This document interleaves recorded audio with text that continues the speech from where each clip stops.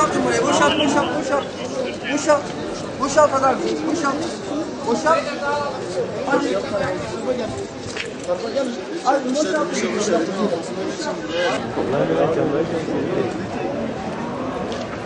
Dolabı gönderi canını karakter.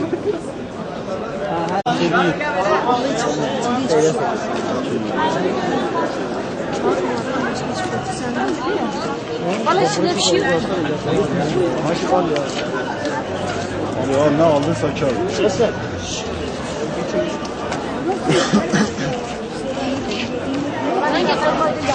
Bir tane tasarım var.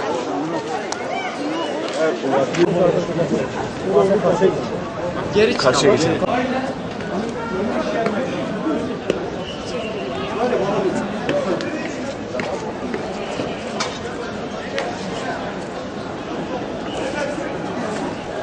İş yerlerinin kapısında bekleyen arkadaşlar. İş yerlerine girer misin?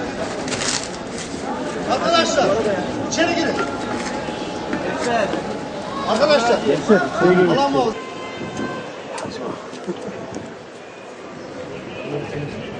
Hacı baba şimdi bu şişeyi bırak dur bak hadi içeride.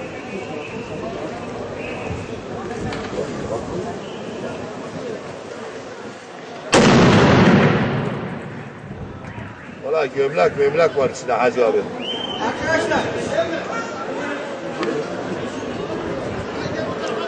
Arkadaşlar. Tamam.